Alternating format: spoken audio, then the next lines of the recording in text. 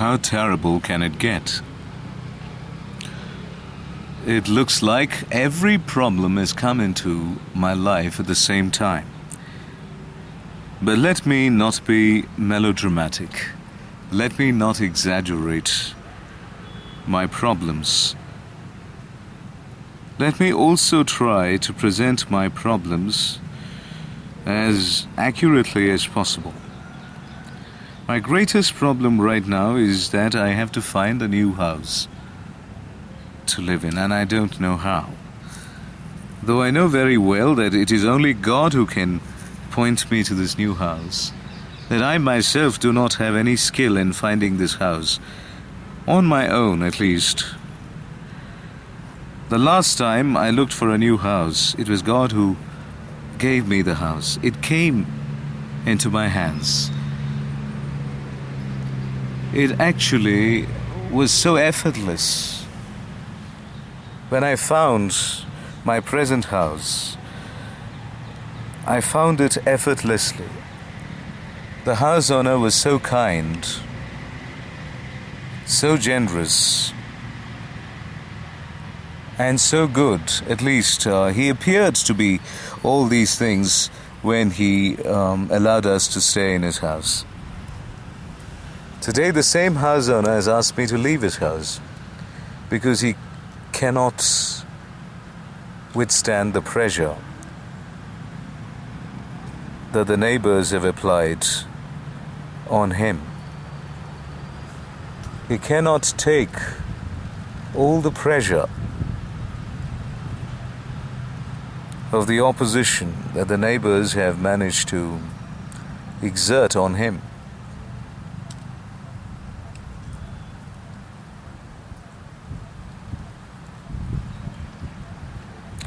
So many problems have come into my life, and this is my greatest problem. The problem of finding a new house. The problem of leaving this house, which I thought was God's gift. And it's difficult to leave a house which you think is God's gift. And it's a good house in certain ways. It's not a good house in other ways. It's imperfect as most things are, as almost everything is in this world. Then, I must say, I have a financial problem.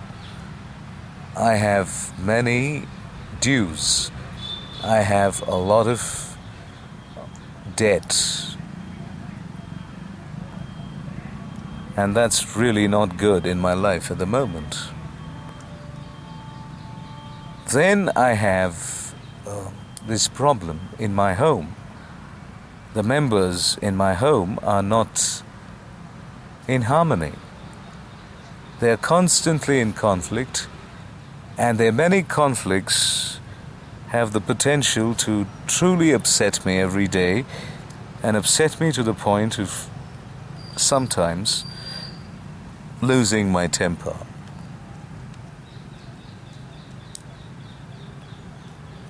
And as I mentioned earlier, there is this problem of my neighbors looking at me with disfavor, looking at me with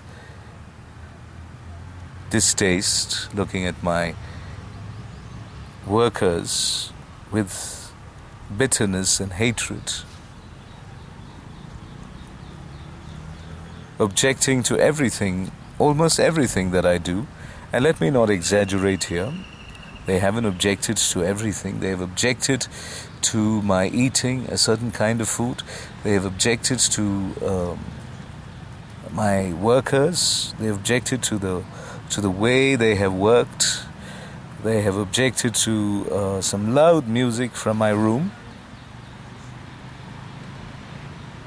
They've objected to other things as well. I can't remember every objection at the moment, but the objections, which to me seem not serious enough to warrant my going out, is certainly serious enough in their eyes to have me vacate the house, though they know very well that I have two senior citizens, two elderly people, very elderly people, and it is difficult for me to find a house for them. They have still managed, they've still done this, they have still persisted in getting me out. And I find that very surprising. I have been told that the people in this country, the country where I live, India, are compassionate people, are people who are very kind and understanding. But what I see in front of my eyes is not that, is not a picture of that. It's not a picture of a compassionate people or a forgiving people. But despite everything, despite what they have done, I know that I must forgive them. I know that I must pray for them. I must pray for my house owner as well, who,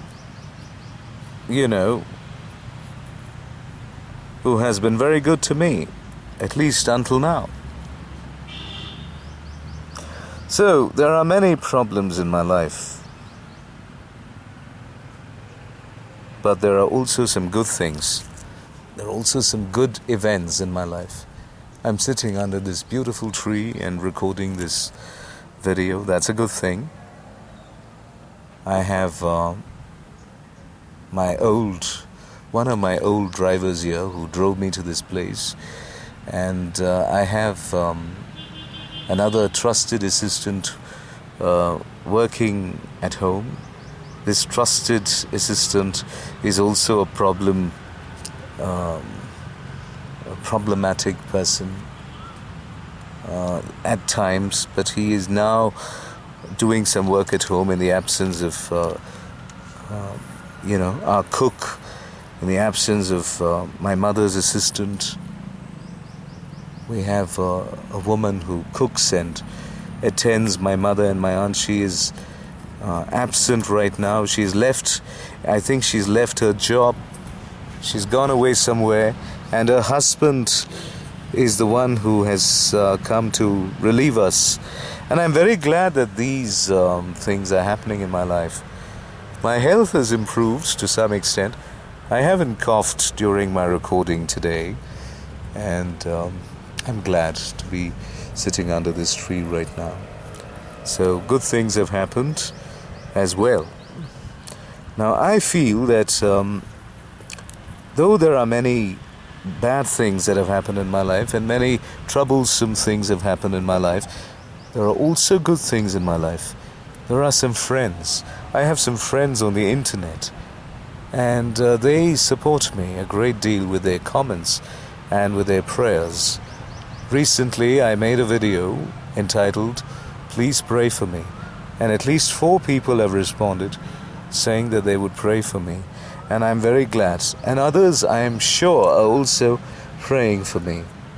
And some people have asked me to pray for them, and that's wonderful, because it's not just about me, it's also about them, and I should pray for them. I should pray for all people. I remember the passage, the armor of God, in which Paul says finally, pray for all the saints, pray for all the people of God, pray at all times, all manners of prayers in the Spirit.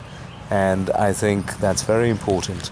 So today, as I remember all my problems, I also remember all the good things that have happened in my life. And I give thanks for the good things. And though there are many problems, there are also many good things in my life. And I'm so glad that I have them with me. I still have my people, the people whom I love, living with me, and I still have some of my workers working for me. I hear the koals singing in the background, and I have this beautiful place sitting under this wonderful tree, and it's a great tree. I hope you agree. It's a great tree. It's a beautiful tree, and I'm thankful to God for His blessings. Amen.